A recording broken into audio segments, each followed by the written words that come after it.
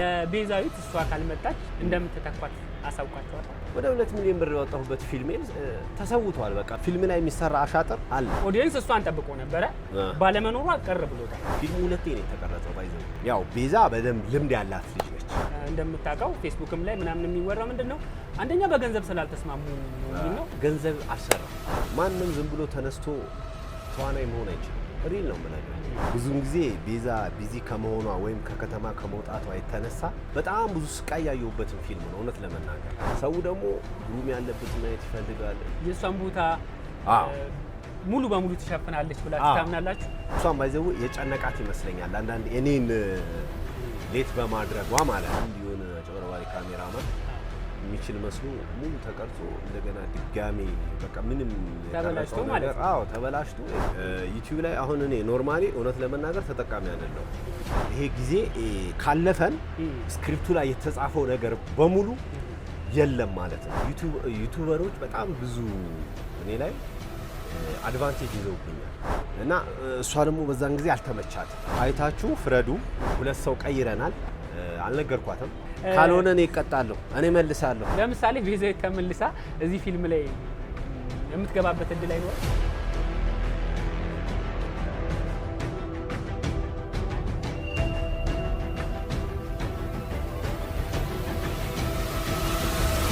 ሰላም ለእናንተ ይሁን። በመላው ዓለም የምትገኙ ውድ ኢትዮጵያውያኖች እንዴት ከረማችሁ? እግር ጥላችሁ እዚህ ቻናል ላይ የመጣችሁ ካላችሁ ያላችሁት መልካም ሙቪ የዩቲዩብ ቻናል ላይ ነው። በዚህ ዩቲዩብ ቻናል አዳዲስና ምርጥ የአማርኛ ፊልሞች፣ አዝናኝና አስተማሪ ድራማዎች ይቀርባሉ። በተጨማሪም በጥበቡ ዙሪያ ተሰማርተው ያሉ ባለሙያዎች እዚህ ድረስ እየመጡ ልምድና ተሞክሯቸውን ያጋራቸዋል። አሪፍ የተዝናኑት ጊዜ አብረን የምናሳልፍ ይሆናል። በነገራችን ላይ ይህን ቻናል እስካሁን ድረስ ሰብስክራይብ ካላደረጋችሁ አሁኑኑ ሰብስክራይብ በማድረግ ቤተሰብ ይሁኑ። የደውል ምልክቱን ብትጫኑ ደግሞ በየጊዜው የምንለቃቸው ቪዲዮዎች በፍጥነት ወደ እናንተ ይደርሳሉ። ይህን ቪዲዮ ከመጀመራችሁ በፊት ደግሞ ላይክ ብታደርጉ ደስ ይለናል። ለዛሬ እንግዳችን አድርገን ወደ መልካም ሙቪ ጋብዝ ነው ደግሞ በኢትዮጵያ የፊልም ኢንዱስትሪ ውስጥ ትልቅ ሚና የሚጫወት ወጣት ፕሮዲውሰር ነው። በርካታ ፊልሞችን ፕሮዲውስ አድርጓል። በቅርቡ ዩቲዩብ ላይ ብዙ ፊልሞች መለቀቅ ከጀመሩ በኋላ 2 ዓለም የተሰኘውን ምርጥ ፊልም ወደ ተመልካች በማቅረብ ተመልካቾችም ይህን ፊልም በጉጉት እየጠበቁ ነበርና ከክፍል 3 መለቀቅ ጋር ተያይዞ ያለው አንዳንድ ሀሳቦችን ያጋራናል። በተጨማሪም ደግሞ ስለ ፊልም ህይወቱ ምን ስራዎችንም እንደሰራ ያለውን ልምዱን ተሞክሮን ያጫውተናል። መልካም ጊዜ ከኛ ጋር አሳልፉ። እንግዳችን የኔነህ እንግዳ ወርቅ እንኳን ወደ መልካም ሙቪ በደህና መጣ። እንኳን ደህና ቆየ። የኔ እንግዲህ አክብረህን እንግዳ ስለሆን ከልብ አመሰግናለሁ። እኔም አመሰግናለሁ ስለጋበዛችሁ። ያው ቀደም ሲል እንዳስተዋወቅኩት በርካታ የአማርኛ ፊልሞችን ፕሮዲውስ አድርገሃል። ብዙ ሰዎች ስኬታቸው ጋር ከመድረሳቸው በፊት ብዙ ውጣ ውረዶችን ያሳልፋሉ። ወደዛም ስራ መቼም ዘውታ ብሎ አይገባምና እንዴት ወደ ፊልም ስራ ገባ? መቼ ገባ? ልጅ እያለ የራስ መሆን የምትፈልገው ነገር የራስ ህልም ይኖራል። እኔ ከህልም አንዱ ልጅ እያለው ድምፃዊ መሆን ነበረ የኔ ህልም ማለት ነው። ግን ባይዘው ገጠር ነው እድገቴ እና ድሮ ገጠር እያለው ብዙ ዘፈኖች ሰማ ነበረ። የነ መሰረት በለጠን፣ የነ ፍቅር አዲስ፣ የነ ማና ልጎሽ፣ የነ መብሬ ይሄ ባህላዊ ዘፈኖች የሚባሉ ዘፈኖችን ሰማ ነበረና ከዛ አንፃር ይሄ ከምትሰማው ነገር አንፃር እኔ የሆነ ገጠር ውስጥ ነውና ያደኩት። የተወለድኩት አዲስ አበባ ነውና እድገቴ ገጠር ነውና ገጠር ውስጥ ውሃ ለመቅዳት በጣም የሆነ የ30 ደቂቃ መንገድ ነው በእግር ሄደህ ወርደህ ቀርተህ የምትመጣው ማለት ነውና ሶር እየጮኩ ነው የምወርደው የነሱን ዘፈን እንትን ለማየት በቃ አለ አይደል ስሜቱ ምናምን ስመጣም በቃ እንደዚህ ጄሪካን 20 ሊትር ጄሪካን ተሸክሜ ማለት ነው እና እንደዛ ነው እየጮኩ መመጣው የሆነ ሽለላ ኦሬ እነሱን ዘፈን ምናምን እና በእንደዛ ውስጥ ያው በአጋጣሚ 8ኛ ክፍል እዛ ጨረስኩኝ እንሳሮ ማለት ነው እና 8ኛ ክፍል ጨረስኩና ወደ ሻሸመኔ ነበረ ሙቭ ያደረኩት። ያው እስከ 8 ብቻ ነው እዛ የሚሰጠው እስከ ሚኒስትሪ ነው። ከዛ በኋላ ሌላ ሀገር ሄደ ነው የምትማረውና በዛ አጋጣሚ ሻሸመኔ ያው ፋዘር ሻሸመኔ ስለነበረ እዛ ሄድኩኝና ያው በዛ ውስጥ የኪነ ጥበቡን ጣምራ የሚባል የኪነ ጥበብ ማዕከል ነበረና እዛ ቅዳሜ የሆነ ፕሮግራም ነበረ እና እሱም ፕሮግራም ይመስለኛል በ50 ሳንቲም ለ2 ሳምንት ትገባበታለህ። ቲኬቷን ማለት 50 ሳንቲም ከፍለህ 50 ሳንቲም 1 ብር ለ2 ሳምንት መሰለኝ። ከዛ ትገባለህ። አዎ 2 ሳምንት በቃ ለ2 ሳምንት ትገባለህ። ለመስራት ነው ለማየት ነው? ለማየት እዛ ያለውን ነገርና ያ ደግሞ የበለጠ እዛ የሚሰሩት ድራማ ምናምን ይሄ ሙዚቃው ላይቭ ኪቦርድ ምናምን አለ። ያ ደግሞ የበለጠ ያነሳሳል ቻንሱ። ለምን እዛ የነበርክበት ቦታ የለም። እዚህ ጋር ላይቭ ድራማ ያዘጋጃሉ ልጆች፣ ወጣቶች ናቸውና ላይቭ ድራማ ያዘጋጃሉ። ሙዚቀኞች አሉ እና አሁንም ሙዚቀኞች አሉ። በቃ እነሱን ያው ገብተን በቃ ጨቅ ብሎ ነው የሚገባው ሰው። ሻሸመኔ ወጣት ምናምን እዛ ጨቅ ብሎ ይገባል። ላይኪት ያ ለኔ መነሳሻ የሆነ ይመስለኛል እና የበለጠ ድምጽ አለመኖሩንም ያወቅኩት ያኔ ነው። እኔ ላይኪት ምንድነው ድምጻዊ ለመሆን የሚያስፈልገውን ስትለው ልክ ድምጽ ዘፈን ለመስፈን ለካ እስከዛሬ ዝም ብዬ ነው የለፋሁት ታውቃለህ። ድምጼ አይደለም ለድምጻዊነት ሊኮን ነው። ስለዚህ ሌላ ነገር በዚሁ መንገድ መቀጠል አለብኝ ብዬ እኔ እኮ የሆነ ነገር ሞክርልህ ልልህ ስል ነው ድምጼ እንደሌለኝ ያወቅሁት ያልከው። የለም እና ያ ነው። በዛ መሰረት ያው ወደ ቲያትሩ ትገባና ከቲያትሩ ወደ ፊልሙ ትመጣለህ ማለት ነው። ፊልም ላይ ታዲያ እንዴት ማለት ለመግባት መቼ ነው የወሰንከው? ማለት ምን አይተወሰንከው? ያው ስልህ እዛ ያየኋቸው ነገሮች ሻሸመኔ ወደ 4 አመት ቆይቻለሁና ከ9 እስከ 12 እና ያው ወደ ፊልሙ የገባሁበት ይሄ የሻሸመኔው የማየው በቃ ቅዳሜ አልቀርም። በቃ እዛ ፕሮግራማቸው የጣምራ ፕሮግራም ላይ ስለማልቀር ያው ትምህርቱንም ጎን ለጎን እያደረኩ ነበር እንትን እምለው ማለት ነው። እና ያው ትምህርት እንደገና እዛ ሲጨርስ እስከ 12 ወደ አዲስ አበባ ነው የመጣሁት። አዲስ አበባ ደግሞ ማዘር ነበረች እዚህ ትኖር ነበረ። ማዘር ያው እነ ሲስተር ነብራዘር እዚህ ስመጣ ይሄ ውጋገን የሚባል ፊልም ምናምን ቲያትር ምናምን የሚያስተምር ትምህርት ቤት እዚህ መጥቼ ገባሁኝ። በዛ አጋጣሚ ፊልሙን እንትን አገኘው። ይሄ ሂንት ማለት መማሩን ከመማሩ ቀጥሎ ደግሞ የተለያዩ ፊልሞች ላይ ኮረስ መሆን እንደገና የተለያዩ ፊልሞች ላይ ፕሮዳክሽን ማናጀር ባይዘው ብዙ ፊልሞች ላይ ፕሮዳክሽን ማናጀር ሆኛለሁ በጣም ብዙ እና በዛ አጋጣሚ ነው ወደ ፕሮዲሰርነት የመጣሁት። እና እንደው ባለፈው አማን እየሳቀብኝ ነበር። ብዙ ጓደኞች የሚስቁብኝ እነ ዳኒ ምናምን አለና ፊልም ስማር ዲጄ ነበርኩ ባይዘው አላ ሲሪየስሊ ዲጄ ነበርኩና ዲጄ ማለት ድሮ ሆቴል ላይ ነው እና ማታ 12 ሰዓት ትገባለህ እስከ ማታ 6 ሰዓት እስከ 7 እስከ 8 ነው የምትሰራውና እኔ ስለ ዲጄነት ምንም የማውቀው ነገር የለም መጀመሪያ። ግን እቤት ውስጥ እዚህ ስመጣ ሙዚቃ በቃ ምናምን አለና ምንድነው ይሄ ሲዲ በዲቪዲ አድርገህ ነው የምታጫውተው። ለዲቪዲ ምናምን ተደርጎ ከዛ ሚክሰር አለ። ሁለቱም ዲቪዲ ከሚክሰሩ ጋር ይገናኛል ምናምን ነገርና ትልቁ ነገር ይሄ ዲጄነት ስሰራ ነው ባይዘው ይሄ አልጠጣም አልቀምም አላጨስም ምናምን ነገርና የነበርኩበት ቦታ ደግሞ በጣም ለእንደዚህ አይነት ነገር አጋላጭ ነበረ። ለምን ሆቴል ውስጥ ነው የምትሰራው፣ በጣም ብዙ አይነት መጥፎ ነገር ታያለህ። እና በዛ አጋጣሚ ከቤተሰብ ጋር ሁሉ ግጭት ነበረ። ማዘሬ ምናምን ይሄ ልጅ በቃለት እንደዚህ በቃ ዱርዬ ሆነ ምናምን ነገር ሲባል እኔ ለምንድን ነበረ መማረው ቁጭ ብል ምንም ቤት ቁጭ ብል ምንም እንትን የምለው ነገር የለም። ስለዚህ ዲጄነት ብሰራ በወር 500 ብር ይከፈለኝ ነበር። 500 ብር እየተከፈለኝ ማታ ሰርቼ ጠዋት እንደገና ክላስ ማር ነበር።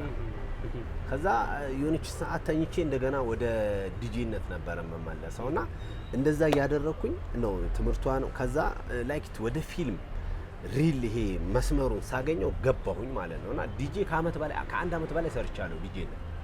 ከዛ ነው ልክ ፊልም ኢንዱስትሪ ውስጥ መግባቴን በደንብ ሳረጋግጥ ይሄንኛውን ተኩት ማለት ነው፣ ይሄ ዲጄነቱን ማለት ነው። እና ብዙ ሰው የማያውቀው ነገር ይሄንን ዲጄነት ብዙ ሰው ይስቀብኛልና እንዴት አንተ ልትሆን ትችላለህ ዲጄ ምናምን ነገርና ጠቅሞኛል ዲጄነቱም ሲሪየስሊ እኔም ተጠቅሜበታለሁ በደንብና በዛ አጋጣሚ ያው ፊልሞች ላይ ፕሮዳክሽን ማናጀር የመሆን እድሉን አገኘሁኝ። ከዛ ያው ምሳሌ ድፍረት የሚል ፊልም ካወቀው የውጪ እነሱ አሉ ቴዲ ተሾመ 3 ማዕዘን ዋንቱ እና 50 ሎሚ የት ነበርሽ እነ ወራጅ አለ በጣም ብዙ ፊልሞች ባይዘው እንደዚህ ምጣ በጣም ብዙ ፊልሞች ነበሩ እንደዚህ ፕሮዳክሽን ማናጀር ሆንኩባቸው። ከዛ ያው ከሚከፈሉ ገንዘቦች እያጠረቃቀምክ ነው። ከዛ ወደ ፕሮዲሰርነት አፋጀሽኝ የሚል ፊልም ወደ ፕሮዲሲንግ የገባሁት ማለት ነው። በጣም አሪፍ ፊልም ነው። እነ መኮንን ላከ ተሳተፉበት። ዛክ መስከረም የምትባል ልጅ አለች። ገነት ዩኤል እንሳሮ ላይ እንትና ነው የምትጫወተው ልጅ። ባይዘዌ አሪፍ ነበረ ያኔ። እኔ ፊልሙን በጣም ነው የምወደው። ባይዘዌ አፋጀችን በጣም የምወደው ፊልም ነው። በጣም ብዙ ስቃይ ያየሁበትም ፊልም ነው እውነት ለመናገር።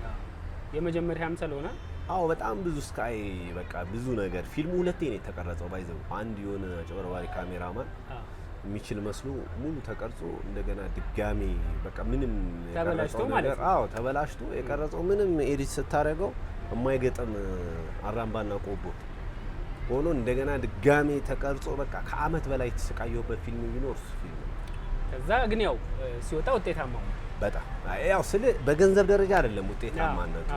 ለምን በወቅቱ ባይዘው ፊልም በጣም የሚከበርበት ሰዓት ነው ያኔ እና በወቅቱ አሁን ብጠራልህ የኔ ፊልም ወደ ሲኒማ ሲወጣ በጣም ታዋቂ ሰዎች የነበሩ ምሳሌ ማህደር የነገሰችበት ምሳሌ እነ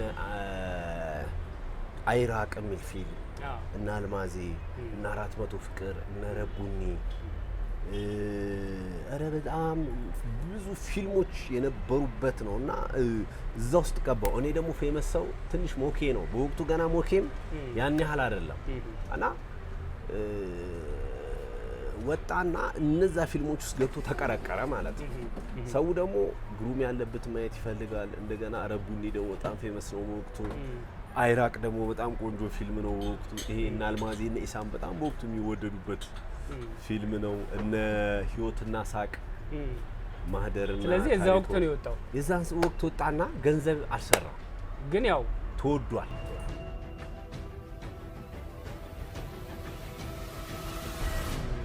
ምን ያህል ፊልም ሰራ በቁጥር? ኖርማሊ ወደ 7 ፊልም ይሆናሉ። በፕሮዲዩሰር የሲኒማ ፊልሞች ወደ 6-7 መሰለኝ። በአፋጀችን በወንዶች ቤት የሚል ፊልም ኖርማሊ ከረዲ ጋር የሰራ ነው። ከዛ ዘናጭ አለ፣ ሱማሌው ቫንዳም፣ 17 መርፌ እና እንሳሮ። እነዚህ ለሲኒማ የሰራኋቸው ስራዎች ናቸው። ከዛ በኋላ ደግሞ ያው ለዩቲዩብ በርካታ ኢንተርኔት ፊልሞች ወደ 6 ፊልሞች ሰርቻለሁ። 6-7 ፊልሞች ስደምራቸው ወደ 12-13 ፊልም ነው። በጣም ውጤታማ ይሆናል ብለህ ሰርተኸው በጣም ተቀባይነት ያገኛል ብለህ ሰርተኸው ከሰራው በኋላ ግን ሰው ያልተመለከተው ፊልም አለ እንደጠበቅከው ያልሆነ? ሰርቼው እንደጠበቅኩት ያልሆነው የለም። ኧረ አይ ለምን መሰለህ እንደዚህ ያልኩህ? ሰርቼው አሁን ምን መሰለህ ሁሉም ተወዳጅ ነው፣ ግን በፋይናንሻል ደረጃ ጉዳት ያለው ፊልም አለ። ግን በተወዳጅነት ደረጃ ተወዷል። ግን ምናልባት በወንዶች ቤት የሚለው ፊልም ምናልባት ብዙ ሰው አልተመለከተው ብዬ አስባለሁ። ብዙ ሰው ምናልባት እንግዲህ ያው ሲኒማው ጥሩ በነበረበት ሰዓት እንቅስቃሴ እያደረክ ነበር። ብዙ ፊልሞችም እየተሰሩ ነበር። አንተ ብቻ ሳይሆን በርካታ ፕሮዲዩሰሮች ያቅማቸውን እየጣሩ የተሻሉ ፊልሞችን እየሰሩ ነበር። ድንገት ኮሮና መጣ፣ ሲኒማ ቤቶች ተዘጉ።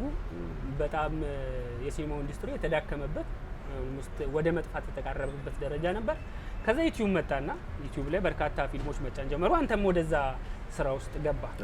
ስለዚህ ምን ያህል ነው ውጤቱ? ማለት ዩቲዩብ ላይ በምሰራቸው ፊልሞች ተጠቃሚ ነው ወይስ ምን አስበህ ነው የምትለቃቸው? ምንን ታሳቢ እያደረግህ ነው የምትለቀው? ምን አለ መሰለህ ኤርሚ፣ ዩቲዩብ ላይ አሁን እኔ ኖርማሊ እውነት ለመናገር ተጠቃሚ አይደለሁም። ለምን ተጠቃሚነት ምናልባት ወደፊት የሚለውን ነገር ነው የምታስበው። እና ምን አለ መሰለህ እኔ አሁን አንድ ከራሴ የተማርኩት ነገር እንሳሮ የሚለው ፊልም ተሰረቀ እና ያ ተሰርቆ ሲወጣ ዩቲዩበሮች በጣም ብዙ እኔ ላይ አድቫንቴጅ ይዘውብኛል። ላይክ ከእንሳሮ የምትማረው ነገር ደግሞ አንድ የራስን ዩቲዩብ ቻናል መገንባት አለብህ። እንትን ማለት አለብህ። ነገ ፊልም ስራ ውስጥ ትቀጥላለህ። ገብቶሃል? ስለምትቀጥል እንደዚህ አይነት ነገር የሲኒማ ስራ ምናምን የሆነ ነገር እንደዚህ አይነት እንደ ሀፕን ቢፈጠር ሱማሌው ቫንዳም ከዚህ በፊት ተሰርቋል ባይዘው እና ያው ጉዳቱ ያን ያህል አይደለም በሚለው ነው እንጂ እንደዚህ ፊልም በምትሰረቅ ሰዓት ዩቲዩበሮች አንተ ላይ አድቫንቴጅ ይይዛሉ። ለምሳሌ ምን መሰለህ ፊልሙ ከመውጣቱ በፊት ይሄን ያህል እንክፈልህ ምናምን የሚል ከፍ ያለ ዋጋ ምናምን ትስማማለህ። ተሰረቀ የሚባለው ነገር ግን ፊልም ሲሰረቅ ወይም ተሰረቀ የሚባለው ነገር ሲሰማ አድቫንቴጅ ምን ይዙብሃል? ከዛ ዋጋውን ያወርዱታል እነሱ መጀመሪያ ሳለ 200,000 ወይም 300,000 ተስማምተህ ሊሆን ይችላል።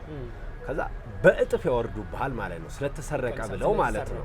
እና ያኔ ምንድነው እሺ ለማንኛውም እንወራለን ፊልሙን አስቁሙት ስትላቸው አይ ካልተፈራረምን እንትን ካላለን አይቻልም ይለዋል ማለት ነው። ያኔ ፊልሙ ይታያል ምናምን እንትን ይላል እነሱም ብሎ ይፈልጉታል ይሄንን ነገር ማለት ነው።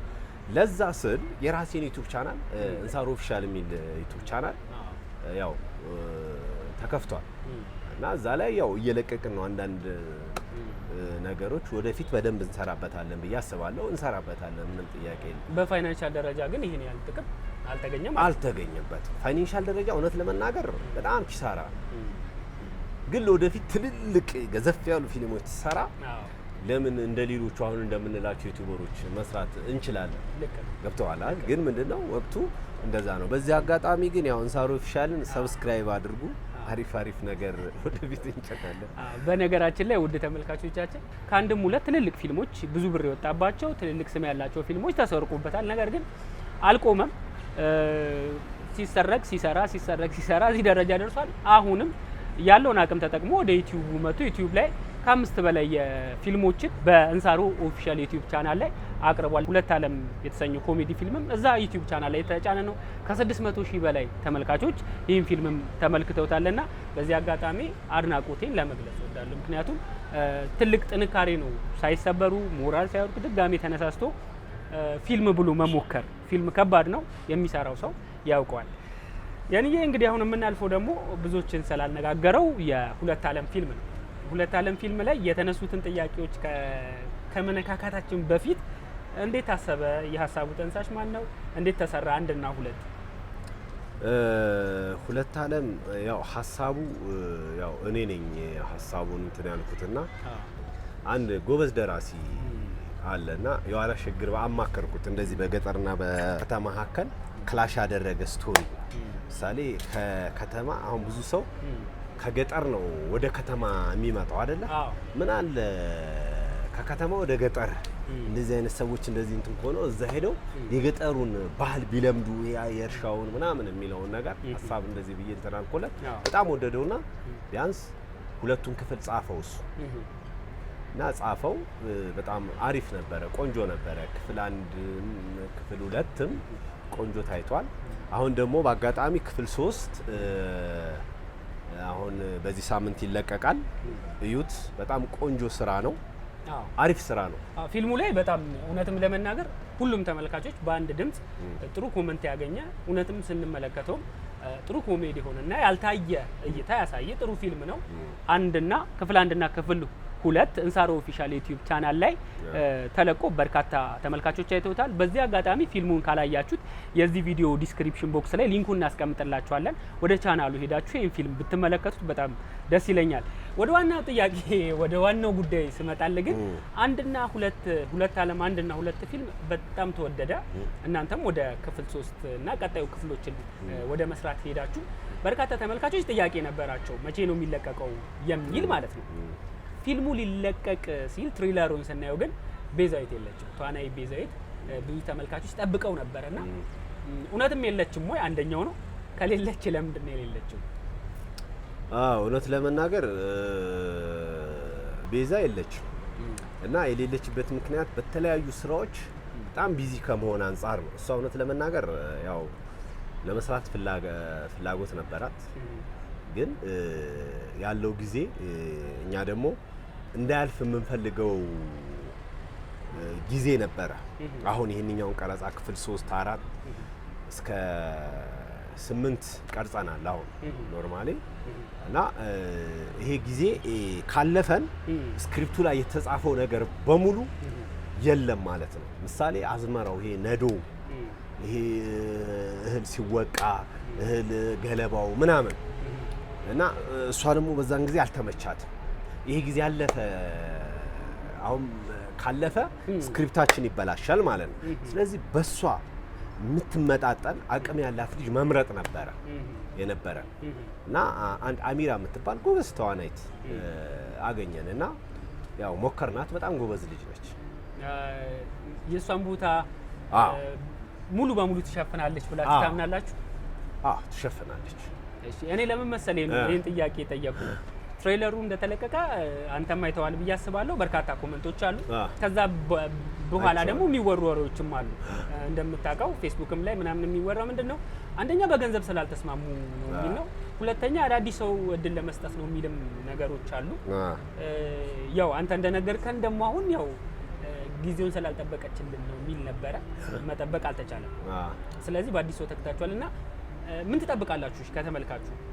እውነት ለመናገር ይወዱታል። ይህን ስራ ይዩት፣ በደንብ ይዩት፣ ይወዱታል ብዬ ነው የማስበው።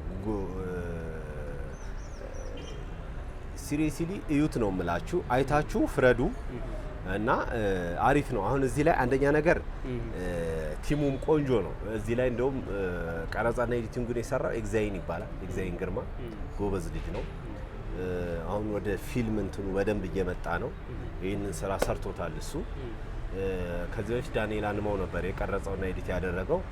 አሁን ስለዚህ ከበፊቱ ክሩ ሁለት ሰው ቀይረናል። ከፕሮዳክሽን አንድ ሰው፣ ከተዋናይ አንድ ሰው ማለት ነው። ስለዚህ አሁን ላይ ያሉት ደግሞ ጎበዝ ወጣቶች ናቸው እዚህ ላይ የሰሩትና ከዚህ አሪፍ ነገር እንጠብቃለን። የተሻለ ኮሜንትም እንጠብቃለን። እንግዲህ ውድ ተመልካቾቻችን ፈራጅ ተመልካች ነው። እውነት ለመናገር ገና አሁን ትሬለሩን አይቶ ነው ብዙ ሰው አስተያየት የሰጠው። ጥሩ ተሰርቷል፣ አልተሰራም፣ ያዝናናል፣ አያዝናናም የሚለውን ደግሞ በቀናነት ቪዲዮን ገብተን ከተመለከትን በኋላ አስተያየት እንሰጣለን። ያው ተመልካች ነው ፈራጅ በሚለው ማለት ነው። ስለዚህ የነዚህንም ቪዲዮዎች ሊንክ ዲስክሪፕሽን ላይ እናስቀምጥላችኋለን። ገብታችሁ ትመለከቱና ሁለት ዓለም ክፍል 3ን እናንተ ደግሞ ዳኝነቱን ትሰጣላችሁ። እንደኔ ጥሩ የመዝናኛ ጊዜ ታሳልፋላችሁ ብዬ አስባለሁ። እዚህ ጋር ግን ሳላነሳ ማላልፈው ጥያቄ እንዬ ለቤዛዊት እሷ ካልመጣች እንደምትተኳት አሳውቃችኋታል? ከባድ ጥያቄ ነው። ምን መሰለ ብዙም ጊዜ ቤዛ ቢዚ ከመሆኗ ወይም ከከተማ ከመውጣቷ የተነሳ ስልኳ አንዳንድ ጊዜ አይነሳም፣ አንዳንድ ጊዜ ደግሞ አይሰራም ስልኳ። ሪያሊቲው ይሄ ነው። ስለዚህ አንዳንዴ እንደዚህ ስትሆን እሷን ባይዘው የጨነቃት ይመስለኛል አንዳንዴ እኔን ሌት በማድረጓ ማለት ነው። ከዛ መጨረሻ ላይ ደግሞ ዲሲሽን ማድረግ ያለብኝ እኔ ነኝ። ገብቶሃል? ዲሲሽኑን እኔ እንትን ማለት ስለነበረብኝ ከዛ ያረኩት ምንድነው በቃ እሷም ከማስጨንቃት እዚህ ጋር ያለውኛ ስክሪፕቱ ላይ የጻፍነው ወቅቱ ጊዜው ከሚያልፍብን በቃ በሌላ ነገር እንቀይራት ብለን ከዳይሬክተሩ ጋር አወራንና ይሄንን ባይዘው የጻፈው አይን አዲስ በላይ ነው። አሁኑ ክፍል ቀጣይ ክፍሎቹ ማለት ቀጣይ ክፍሎቹን የጻፈው አይን አዲስ በላይ ነው። የመጀመሪያውን ነው ክፍል 1 እና ክፍል 2 ነው የኋላ እሸት የጻፈው። ክፍል ከዚህ በኋላ ከ3 ጀምሮ ያሉትን እስከ ተወሰነ ድረስ አይን አዲስ ነው የጻፈው። አይን አዲስ ማለት ከዚህ በፊት በሃና ለፊልም ቁጥር 1 እና ቁጥር 2 ደራሲነት ይታወቃልና እንዲሁም ሌላ ፊልሞች አሉ እና ይሄን ዲሲሽን ያረኩት እኔ ነኝ። አልነገርኳትም፣ ላገኝም ስላልቻልኩ ነው ያልነገርኳት እንጂ ግን እሺ አሁን ኖርማሊ ታውቃለች ብዬ አስባለሁ። ትሬለሩ ከተለቀቀ በኋላ ታያለች ብዬ አስባለሁ። አልተገናኛችሁም? ኖ በቃ አልተገናኘንም።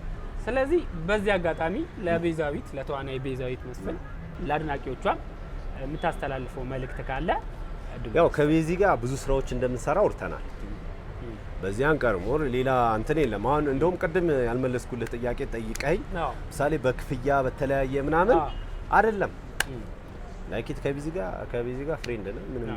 ምንም እንትን ያለ ነገር የለም። በቃ የኔ ስኬጁዋል ጊዜና የሷ የስኬጁዋል ጊዜ ስላልተገጣጠመ ነው። ግን ከቤዛ ጋር በሌላ ስራ በቆንጆ ስራ ደግሞ በእርግጠኝነት እንገናኛለን። ሲሪየስሊ ነው እና ግን ይሄንኛውንም ስራ ደግሞ ጎበዝ ልጅ ነች የሰራችው። አንዳንዴ አዳዲስ ልጆችንም ደግሞ አሚራ ጎበዝ አክትረስ ነች እውነት ለመናገር ግን ያው ቤዛ በደንብ ልምድ ያላት ልጅ ነች። እቺኛዋ ደግሞ አዲስ ነች ግን ጎበዝ ነች። ለምን ልምድ እንትን ባለች ቁጥር ደግሞ እንደ ቤዛ ማትሆንበት ምንም ምክንያት የለም። ስለዚህ ያው ለአድናቂዎቿ የምንለው ይሄንን ይዩት፣ ታተርፉበታላችሁ። ከቤዚ ጋርም ደግሞ በሌላ ስራ በቆንጆ ስራ እንመጣለን። ያው እሷም ሲመቻችላት እኔም እንትን ስንል በቆንጆ ስራ መተን እንክሳችኋለን። ይሄንን ግን እዩት። አንዳንዴ ደግሞ አዳዲስ ፊቶችን ማየት ለአዳዲስ ተዋናዮች አንዳንዴ እኮ ተመልካች ራሱ አረ ይሄ ሰውዬ ሰለቸን፣ አረ እቺ ልጅ ሰለቸችን ምናምን ነገር የሚባልም ነገር አለ። ያ ከሆነ ደግሞ ምንድነው አዳዲስ ተዋናዮች ማፍራትም ግድ ነው። ብቃት ያላቸው ልጆች ዳይሬክተሮች፣ ፕሮዲዩሰሮች፣ ደራሲዎች ያላዩዋቸው አርቱ ያልተመለከታቸው ሰዎች አሉ። እነሱንም ወደ ተመልካች ማቅረብ የተሻለ ነው እና በእርግጠኝነት እኔ ልነግራችሁ የምችለው ነገር አሪፍ አድርጋ ሰርተዋለች እቺም ልጅ እዩት። ጥሩ ካልሆነ እኔ እቀጣለሁ፣ እኔ መልሳለሁ። እንግዲህ ቅድም ብለናል ተመልካች ፈራጅ ነው ብለናል። ሁለት ዓለም ፊልም ምን ያህል ክፍሎች አሉት? ከዚህ በኋላ መቼ ነው የሚጠናቀቀው ወይስ እንዴት ነው የምትቀጥሉት? ምን ያህል ክፍሎች አሉት? አሁን 4 ክፍሎችን ቀርጸናል። የ50 ደቂቃ ኦር 1 ሰዓት የሚሆን 4 ተከታታይ ክፍሎች አሉን። አሁን የምንለቃቸው በተከታታይ ነው የምንለቃቸው፣ አናቆምም። ከዛ እንቀርጻለን ደግሞ እያየን እዛ ጋር የተመልካችን ፊድባክ እያየን ማስተካከል ያለብንን ነገር እያስተካከልን እንሄዳለን እና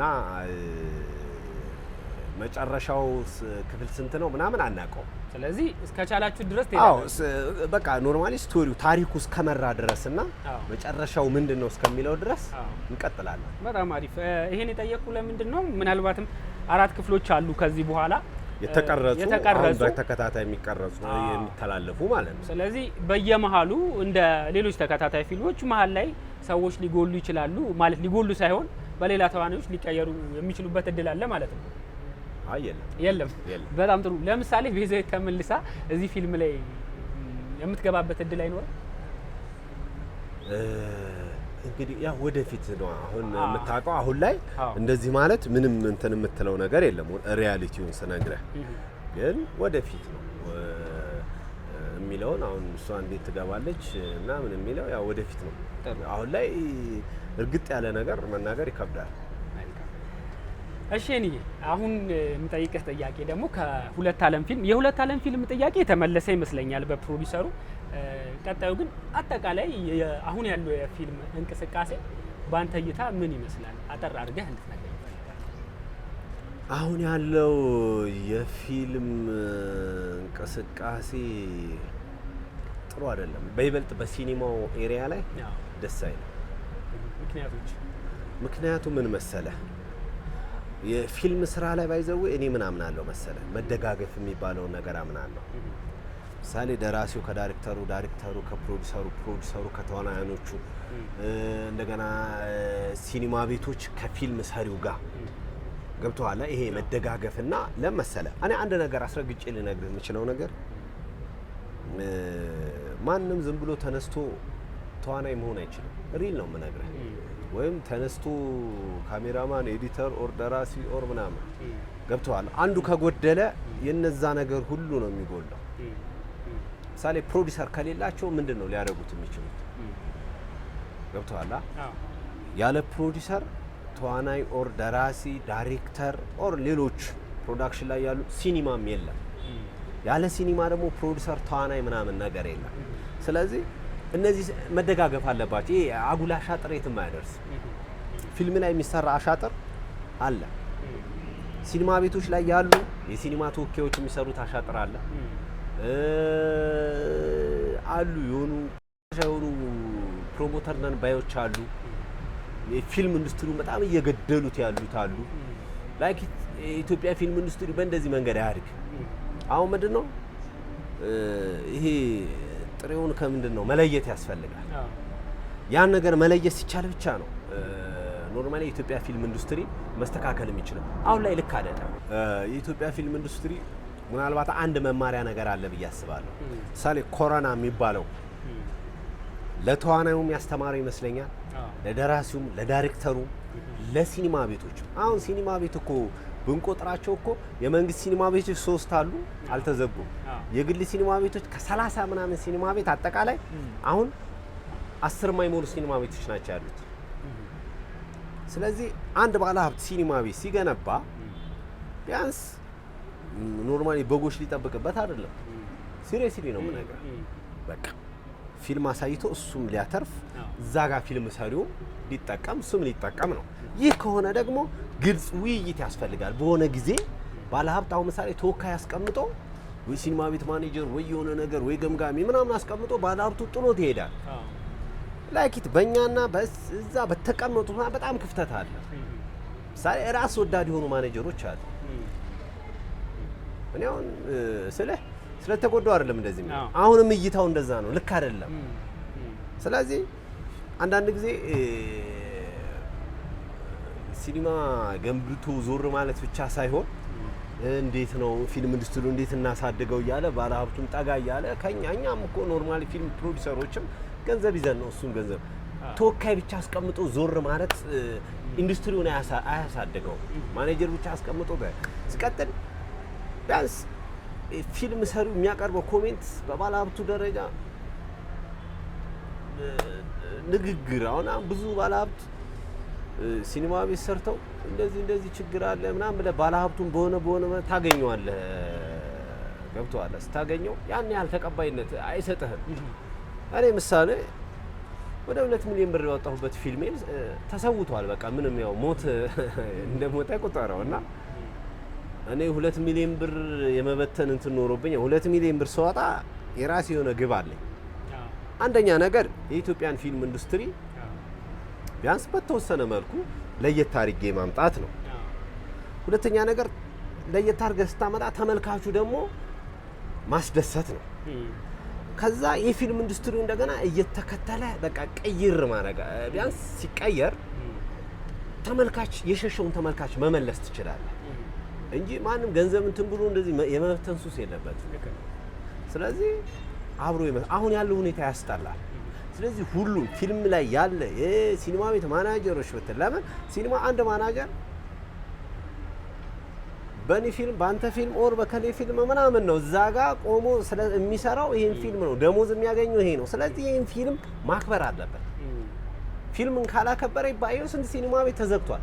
ስለዚህ ያ ሁሉ ሲኒማ ቤት ሲዘጋ ያ ሁሉ ሰራተኛ የታል? የለም። ስለዚህ የኛን ፊልም ባለማክበር ኢትዮጵያን ፊልም ኢንዱስትሪ ባለማክበራቸው ነው። ስለዚህ አሁንም ጊዜ አለን። አጉል አሻጥር ይቅር፣ አጉል እንትን ይቅር እና ተባብረን አሁንም እናንሳው ነው። ያ ያሳለፍናት 2 ዓመት በቂ ነች ለሁሉ። ገብተዋል? ነገ አሁን የቀሩት ሁሉ ይዘጋሉ። ሲዘጉ ደግሞ እንትና ምንም የተለየ ነገር ትልቅ ዘርፉ ትልቅ ባለሙያዎች በርካታ ባለሙያዎችም ስለያዘ ጭምር ነው። የሲኒማው ኢንዱስትሪ በርካታ ሰዎች እንከኖቹን ብቻ ነው የሚያዩት እንጂ በጎጎኑን አይመለከቱም። በጥሩ መልኩ ካየኸው ደግሞ በርካታ ካሜራማን፣ በርካታ ተዋናዮች፣ ቁጥር ስፍር የሌለው ሰው እዚህ ሙያ ውስጥ ተሰማርቶ ከስራ አጥነት ሞተል እንጀራም እየበላበት ነው። ግን ያው ዘርፉን ለማሳደግ ደግሞ የኑ እንዳለ ያው መተባበር፣ እርስ በርስ መደጋገፍ ያስፈልጋል። ተመልካቹም ጥሩ ነገር እንዲመለከት መደጋገፉ ወሳኝ ነው የሚል ሀሳብ ነው ይመስለኛል። አብሮ መስራት ልክ ነው። እንግዲህ እኔ ቀረ የምትለው ሀሳብ ካለ ታስታውሰኝ፣ እንዲሁም ደግሞ ማመስገን የምትፈልጋቸው አካላቶችም ካሉ ደግሞ በዚህ አጋጣሚ መልእክትህንም ያው እኔ ማመስገን የምፈልጋቸው ብዙ አካላቶች አሉ። ግን እነዛን ሁሉ ጣርቼ ስለማልጨርስ በእኔ ህይወት ውስጥ በእኔ ስራ ውስጥ ሁሌ አብራችሁኝ የሰራችሁ ሰዎች ሁላችሁንም ቴንኪው ነው የምለው። አጠቃላይ እና 2 ዓለም የሚል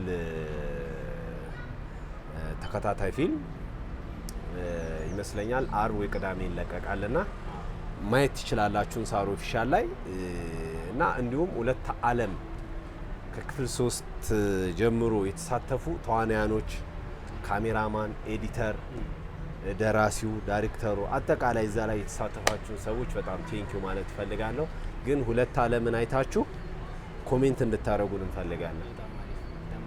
የኔ እንግዳችን ሆነ አክብረን ለቃለ መጠይቅ ስለተባበርከ ከልብ እናመሰግናለን። እኔም አመሰግናለሁ።